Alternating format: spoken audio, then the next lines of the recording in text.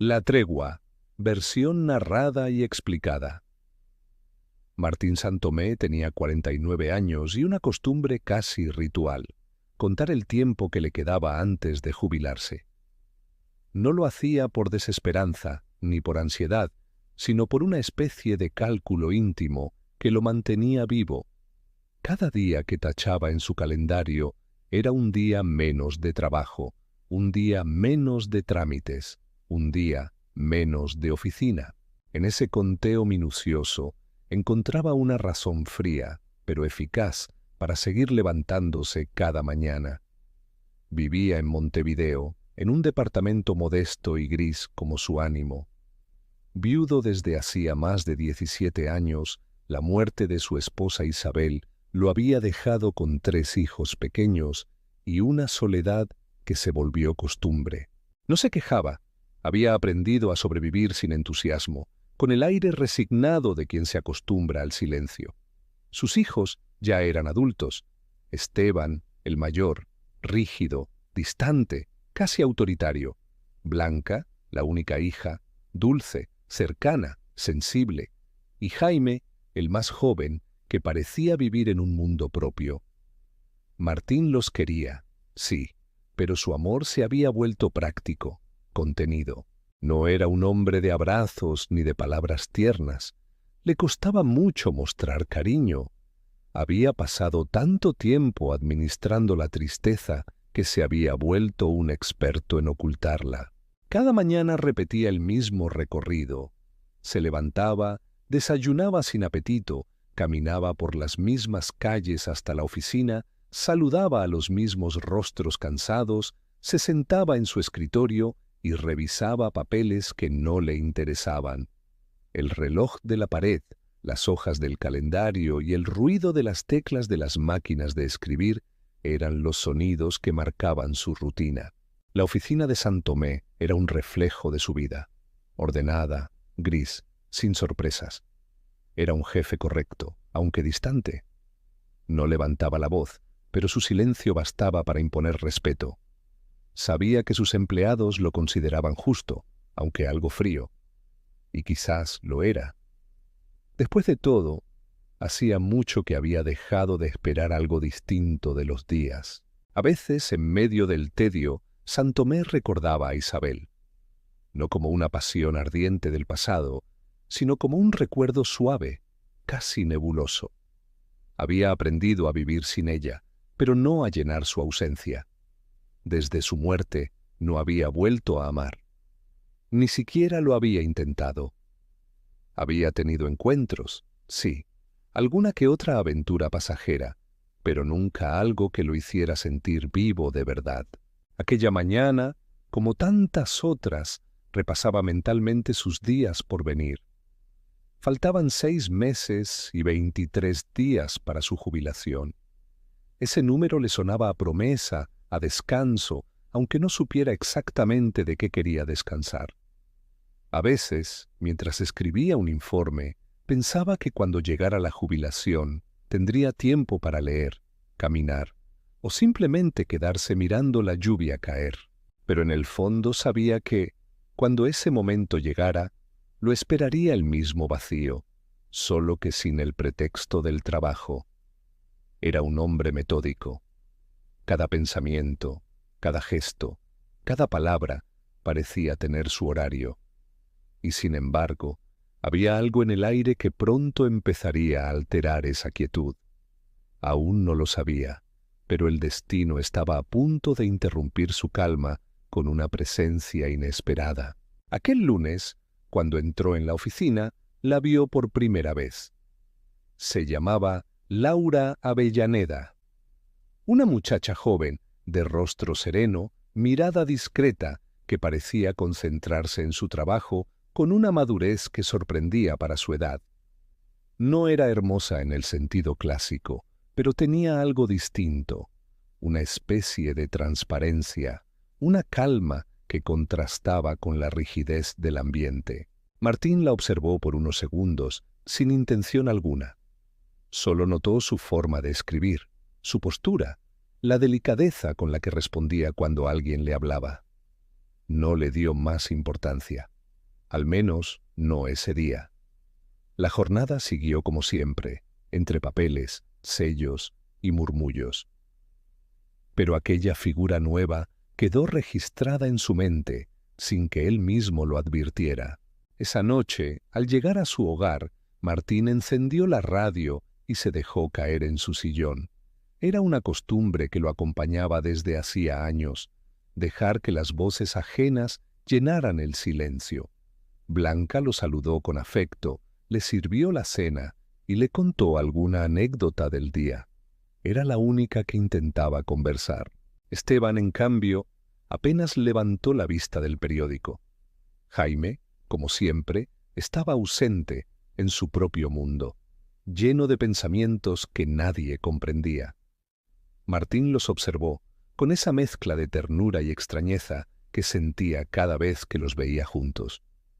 Sus hijos eran ya adultos, pero seguían bajo su techo, no por necesidad, sino por costumbre, por ese apego a lo conocido que todos compartían sin admitirlo. Había una especie de resignación compartida en esa casa. Todos se querían, pero ninguno sabía demostrarlo. Mientras comían, Blanca le preguntó si había nuevos empleados en la oficina. Martín respondió con indiferencia. Sí, una muchacha nueva, Avellaneda, y nada más. Ni una palabra más sobre ella, pero en su interior aquel nombre se había quedado flotando. Esa noche, al acostarse, Martín tuvo una sensación que hacía tiempo no experimentaba, la de esperar algo del día siguiente. No sabía qué. No podía explicarlo. Solo que, por primera vez en muchos años, la rutina tenía una pequeña grieta. Los días comenzaron a parecerse menos entre sí. Desde la llegada de Avellaneda, la oficina había cambiado su tono gris por algo distinto, casi imperceptible, pero suficiente para alterar el aire. Santomé no lo reconocía todavía como un sentimiento, pero empezaba a mirar a su alrededor con otra atención. Ya no todo le era indiferente. En su escritorio, mientras firmaba informes o revisaba documentos, se sorprendía a sí mismo buscando, con el rabillo del ojo, la silueta de esa muchacha joven. La observaba escribir, acomodar papeles, hablar con una serenidad que no se veía mucho entre los empleados. No era de las que reían fuerte ni de las que hablaban más de lo necesario. Más bien, parecía tener una inteligencia silenciosa, una firmeza que nacía del alma y no de la voz.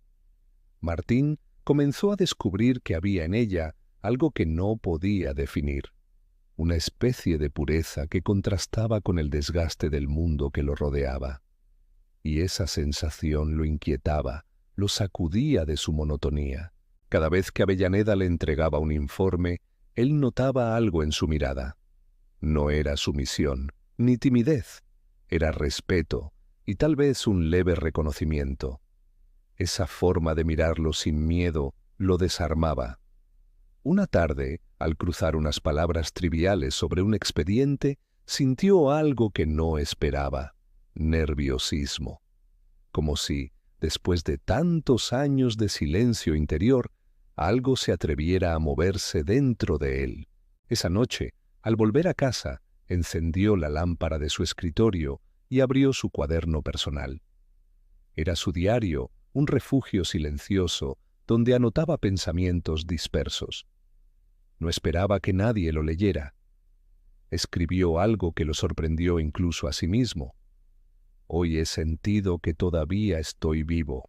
No se trataba de amor todavía. Era algo más primario. La simple sensación de que su corazón, que había permanecido dormido durante tanto tiempo, podía reaccionar ante una presencia. Al terminar de escribir, se quedó un largo rato observando la tinta sobre el papel, como si dudara de que esas palabras realmente fueran suyas. Los días continuaron con la rutina de siempre, pero en el interior de Martín, la rutina ya no era la misma. Empezó a levantarse unos minutos antes, a cuidar más su aspecto, a llegar a la oficina con cierta anticipación. A veces se sorprendía esperando que ella levantara la vista y le sonriera. Cuando eso sucedía, sentía algo parecido a la gratitud. Avellaneda, por su parte, parecía no advertir el cambio que causaba en su jefe. Cumplía con su trabajo con la misma calma, aunque en su forma de mirar a veces se adivinaba una complicidad leve, un entendimiento silencioso que no requería palabras. Un mediodía, cuando la lluvia caía sobre Montevideo con esa melancolía habitual, él se encontró solo en la oficina. Avellaneda se había quedado ordenando papeles y por alguna razón se acercó a ayudarla. Ella lo miró con una mezcla de sorpresa y naturalidad. No se intimidó. Él tomó un montón de expedientes y, al hacerlo, rozó sin querer su mano. Fue un contacto breve, accidental, pero suficiente para que un calor inesperado lo recorriera. En ese instante comprendió que algo estaba empezando. Algo pequeño, pero auténtico. Durante las semanas siguientes, ese sentimiento creció sin escándalo, sin artificio. Era una alegría discreta, casi secreta. Él mismo se reía de su edad, de lo absurdo que le parecía sentir esas cosas a los 50 años. Pero ya no podía negarlo. Laura Avellaneda se había convertido en su tregua. Una pausa en medio del cansancio, una luz en la mitad de la rutina. La relación entre ambos empezó a construirse en pequeños gestos. Una conversación breve, un comentario compartido, un silencio cómodo. No necesitaban grandes palabras. Bastaba estar cerca. A veces, mientras ella trabajaba, él la observaba sin disimulo, con una ternura que no se permitía mostrarle. Le gustaba cómo se concentraba, cómo torcía un poco la cabeza al leer, cómo su expresión cambiaba levemente cuando pensaba en algo. Era una ternura silenciosa, la de quien ha aprendido a no esperar nada, pero se asombra de recibirlo. Una tarde la invitó a caminar. No fue una cita en el sentido clásico. Santomé simplemente le propuso acompañarlo a tomar un café después del trabajo. Ella aceptó. Caminaron bajo una lluvia fina, hablando de cosas simples, del clima, de los libros, de la ciudad. Pero entre cada palabra flotaba una calma diferente, una intimidad recién nacida que ninguno de los dos sabía cómo nombrar. Martín se sentía ridículo y feliz al mismo tiempo. No recordaba la última vez que había sentido que el mundo tenía color. Por primera vez en muchos años, deseó que el tiempo se detuviera. Esa noche, al volver a casa, sus hijos notaron algo distinto en su rostro. Blanca le preguntó si estaba bien. Él sonrió, evasivo, y dijo que sí. Pero por dentro, el corazón le temblaba. Pasó varias noches escribiendo en su diario, intentando poner en palabras lo que sentía. Creo que estoy empezando a recordar cómo era vivir. No había nada heroico en ello, nada que los demás pudieran entender. Era simplemente el redescubrimiento de lo humano, de la ternura que había olvidado. Avellaneda no era solo una mujer, era una oportunidad. Y aunque Martín Santomé no lo sabía aún, esa tregua, ese breve intervalo entre la soledad y el amor, sería también la más profunda y dolorosa lección de su vida.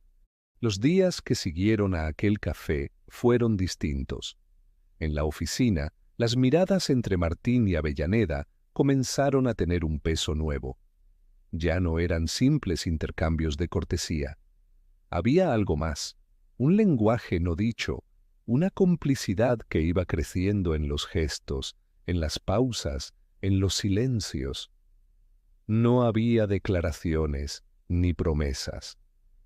Solo una presencia mutua que se volvía necesaria. Martín empezó a notar que cuando ella faltaba, el día le resultaba más largo, más gris.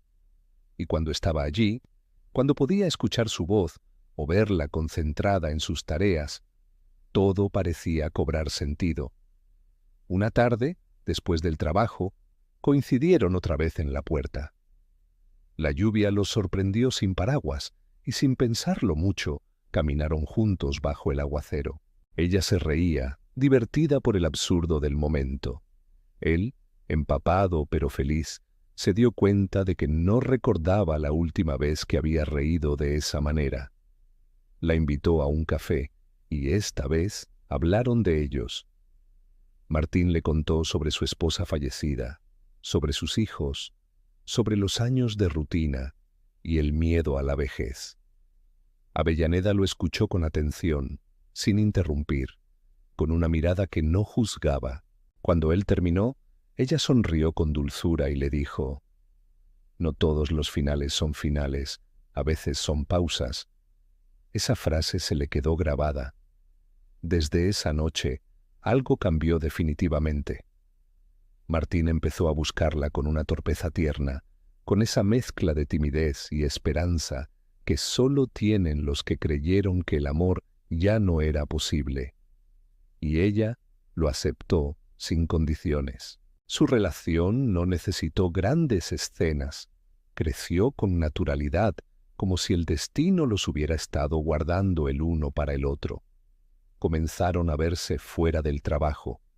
Caminaban por la Rambla, compartían cafés, paseaban por plazas donde las parejas jóvenes los miraban con curiosidad.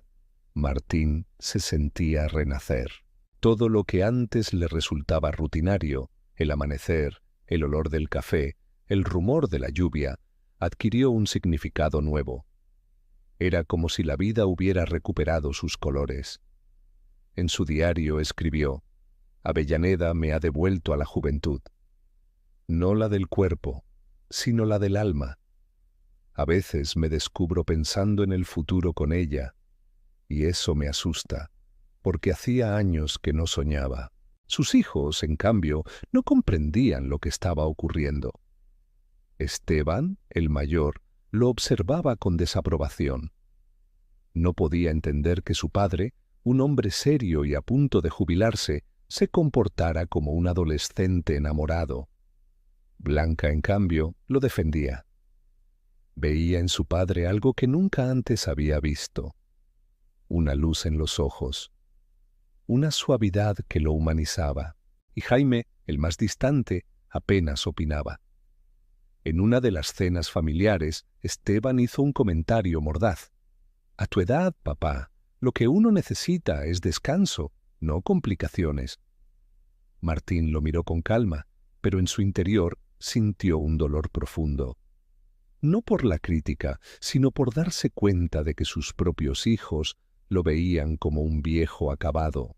Esa noche, al escribir en su diario, dejó constancia de su tristeza. «Mis hijos no saben lo que significa estar solo tanto tiempo. No entienden que la vejez no es la muerte, que todavía puede doler la ausencia, pero también puede nacer la esperanza». Avellaneda, en cambio, no lo hacía sentirse viejo. Con ella todo era distinto. Cuando estaban juntos, el tiempo parecía detenerse. A veces se quedaban conversando por horas sobre cosas simples: libros, recuerdos, sueños. Otras veces simplemente se miraban sin hablar, y ese silencio era suficiente. Una tarde, mientras caminaban por la Rambla, Martín tomó su mano. Fue un gesto sencillo, pero en él estaba contenido todo lo que no se había atrevido a decir. Ella lo miró, sonrió y no la retiró. Desde ese momento, el amor dejó de ser un presentimiento para convertirse en una realidad. Comenzaron a verse con más frecuencia, siempre con discreción. Él la invitaba a almorzar, la acompañaba a su casa, le compraba flores sin motivo. Ella, por su parte, lo cuidaba en detalles pequeños. Le recordaba sus medicamentos, le preparaba café, lo escuchaba cuando él hablaba de su pasado. No había dramatismo entre ellos, ni posesión, solo ternura y respeto. Era un amor maduro, pero lleno de vida. Una noche, después de una jornada especialmente difícil en la oficina, él fue a buscarla. Caminaron juntos y, al despedirse, ella lo besó por primera vez. Fue un beso breve, pero cargado de significado, el reconocimiento de dos soledades que por fin se habían encontrado. Esa noche, Santomé no pudo dormir, no por ansiedad, sino por la felicidad serena que le recorría el cuerpo. Sintió que la vida, tan mezquina durante tantos años, le estaba ofreciendo una tregua. No una felicidad eterna, ni una promesa de perfección, sino un descanso del vacío. Y eso bastaba. Durante las semanas siguientes, ese amor se consolidó. Comenzaron a compartir más momentos, incluso fines de semana fuera de la ciudad. Martín se sorprendía de su propio entusiasmo. Caminaba con más energía, se reía con más facilidad, se preocupaba menos por la jubilación. La vida ya no era una cuenta regresiva, sino un presente que merecía ser vivido. Pero el destino, que hasta entonces parecía darle una segunda oportunidad, comenzó a insinuar su fragilidad. Avellaneda enfermó levemente, una fiebre, un cansancio que no era habitual. Martín se preocupó, aunque ella lo tranquilizó, diciéndole que no era nada. Sin embargo, algo en su mirada empezó a inquietarlo. Había una sombra que no estaba antes. Aún así, se negaba a pensar lo peor. Prefería creer que la vida, después de tanto tiempo, no podía ser tan cruel como para arrebatarle justo eso que acababa de encontrar. Durante un paseo, él le confesó su miedo a perderla. Ella lo miró con ternura y le dijo: «No pienses en el final, Martín. Pensar en el final es como matarlo antes de tiempo». Y él le creyó. Por primera vez en muchos años, se entregó completamente. Los meses pasaron y el amor entre Martín y Avellaneda siguió creciendo con una naturalidad que parecía milagrosa. No había entre ellos grandes declaraciones ni promesas eternas, sino una comprensión silenciosa, una paz compartida. Era un amor tranquilo, de esos que no necesitan testigos. Martín, acostumbrado a la soledad, se descubría ahora pendiente de los pequeños gestos. El timbre del teléfono cuando ella llamaba, la forma en que pronunciaba su nombre, el sonido leve de su risa, todo eso se convirtió en su refugio. Por las noches, cuando ella no estaba, el silencio le resultaba más hondo que nunca, pero ya no era un silencio vacío, era la pausa de alguien que espera con esperanza. En la oficina, sus compañeros comenzaron a notar el cambio. Santomé ya no parecía aquel hombre taciturno de antes. Se lo veía sonreír, hacer comentarios amables, incluso bromear de vez en cuando. Era como si la juventud, que durante años había permanecido dormida, hubiera despertado en él. Sus hijos, sin embargo, seguían divididos. Esteban lo observaba con una mezcla de incredulidad y desaprobación. Blanca lo comprendía y, en secreto, se alegraba por él. Jaime, en cambio, cada vez se alejaba más. Vivía encerrado en su mundo, en su búsqueda personal, en esa distancia que ni siquiera el amor de su padre podía alcanzar. Un día, Jaime anunció que se marcharía de casa. Martín lo aceptó con resignación. Sabía que era inútil intentar retenerlo. Esa noche, al escribir en su diario, reflexionó sobre la paternidad con una tristeza serena.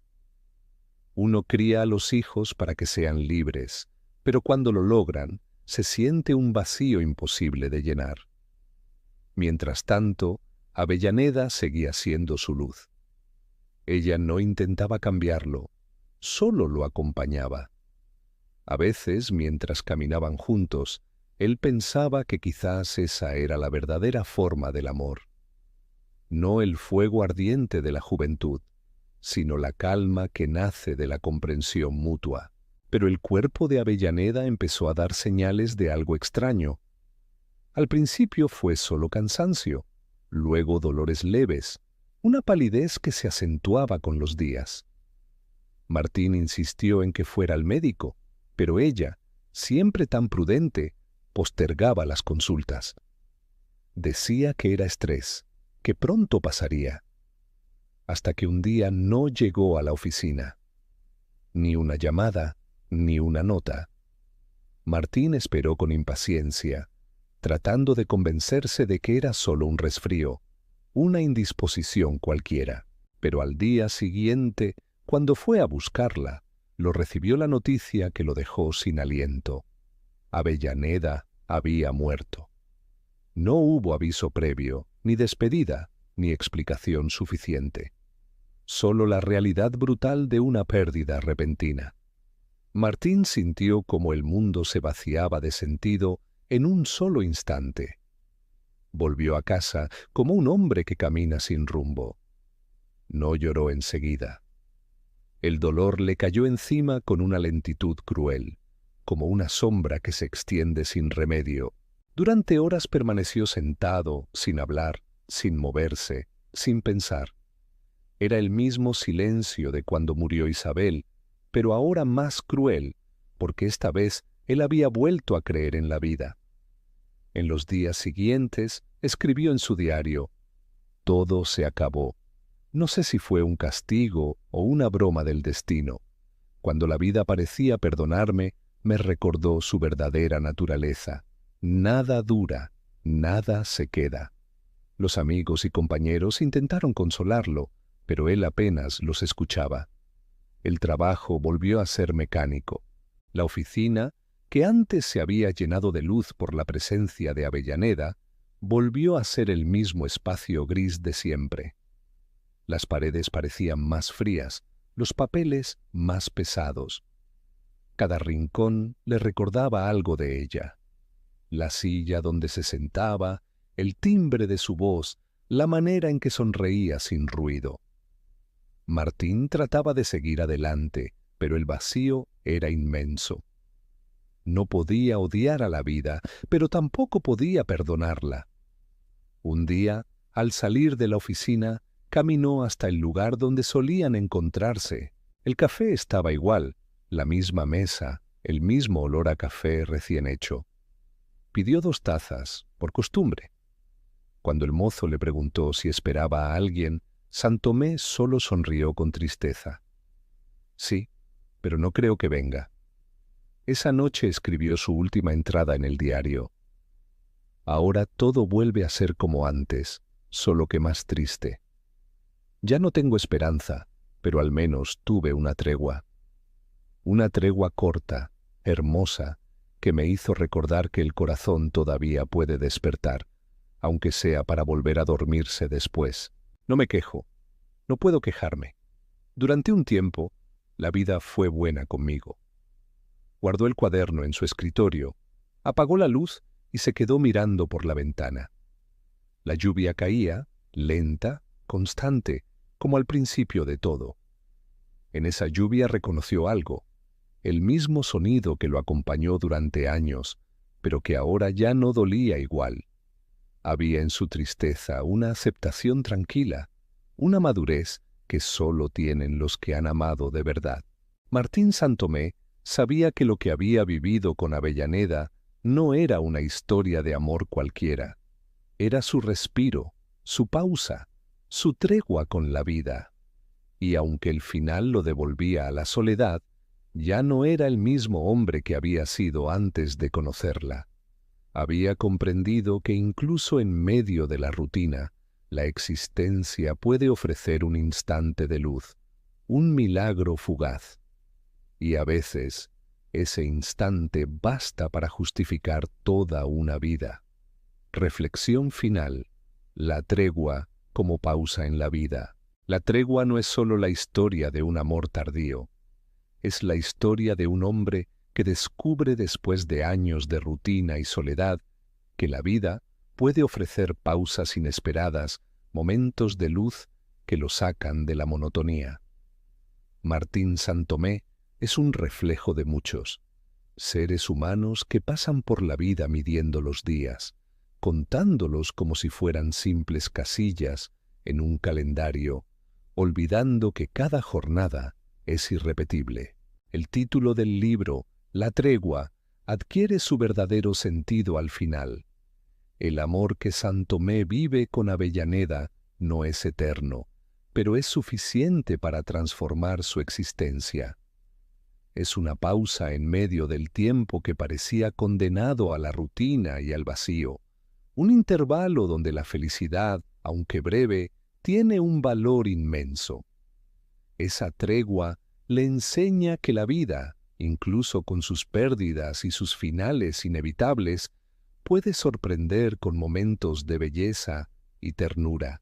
La obra también habla de la soledad, de cómo se instala en la rutina y en la espera, y de cómo puede ser interrumpida por hechos inesperados.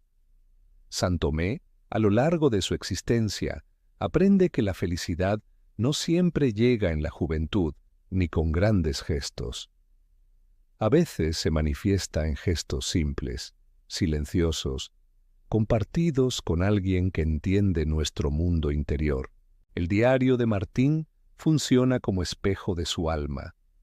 Allí se vuelven visibles sus miedos, su resignación, pero también su capacidad de amar y de volver a sentirse vivo. Benedetti nos muestra que la vida puede ser melancólica, pero que siempre hay espacio para la ternura y para la esperanza, aunque sea por un instante. El desenlace, aunque doloroso, no es solo tristeza. Es la constatación de que incluso las pausas breves en la soledad dejan huella, que los amores fugaces pueden transformar nuestra manera de percibir el mundo y de entendernos a nosotros mismos. La tregua es, en última instancia, un recordatorio de que la vida no se mide solo por la duración, sino por los momentos en que realmente sentimos que existimos. Así, la tregua se convierte en un canto a la humanidad, a la capacidad de asombrarse tarde, de amar a pesar del tiempo, de aceptar la fragilidad de la felicidad y de reconocer que cada pausa, cada instante de plenitud tiene un valor que perdura más allá de su duración. Al cerrar este relato, queda claro que Martín Santomé aprendió lo más importante: vivir intensamente, aunque sea solo por un breve instante, es lo que da sentido a toda una vida.